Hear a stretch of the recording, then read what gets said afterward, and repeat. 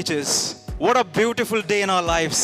It's been 30 years since we completed our school journey at this prestigious institution.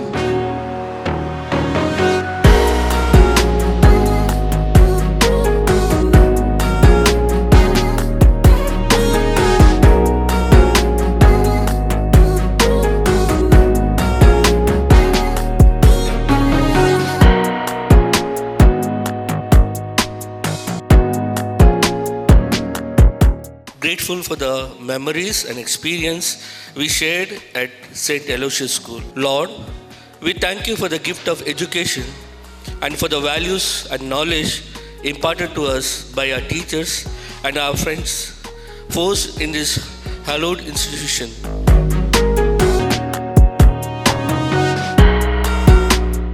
It's my pleasure to be here, and I'm having a lot of emotions. Partly because I've been so much a part of this.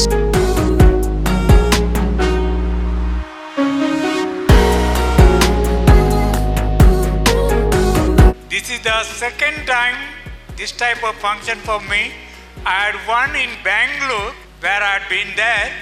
I enjoyed, and I was really shocked to see my own students who were limping in the class have become great persons in the world.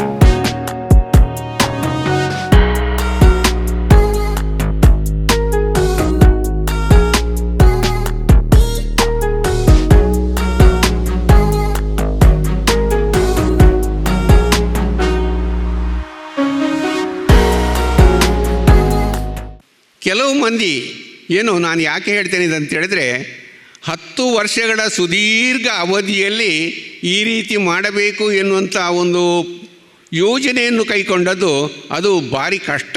ಯಾಕಂತ ಹೇಳಿದ್ರೆ ಈಗ ದೃಶ್ಯ ಮಾಧ್ಯಮವೋ, ಸಮೂಹ ಮಾಧ್ಯಮವೋ, ಧ್ವನಿ ಮಾಧ್ಯಮವೋ, ಪತ್ರಿಕಾ ಮಾಧ್ಯಮವೋ ಇವುಗಳೆಲ್ಲದರ ಮೂಲಕ ವಿಷಯವನ್ನು ಆದಷ್ಟು ಬೇಗ ತಿಳಿಸಲಿಕ್ಕೆ ಸಾಧ್ಯತೆ ಇದೆ. ಆದರೆ ಒಗ್ಗಟ್ಟು ಮಾಡುವುದು, ಒಟ್ಟು ಮಾಡುವುದು, ಅದನ್ನು ಒಂದು ಕಾರ್ಯಕ್ರಮದ ರೂಪದಲ್ಲಿ ರೂಪಿಸಿಕೊಳ್ಳುವುದು ಇದು ಕಷ್ಟ.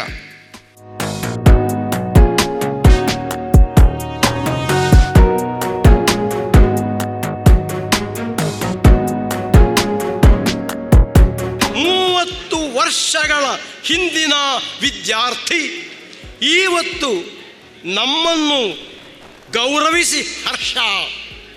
ಯಾವತ್ತು ಹಾರೈಸುವೆ ಶುಭವನ್ನು ನಿಮಗಾಗಿ ಭಾವದಲ್ಲಿ ನೆಲೆ ನಿಂತ Ramachandra.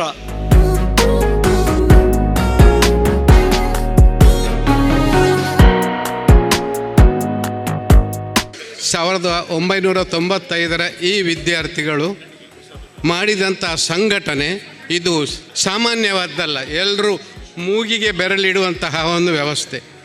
After 30 long years, I must say 33 from the primary, seeing you walk back into this campus feels like reliving a precious chapter in my life.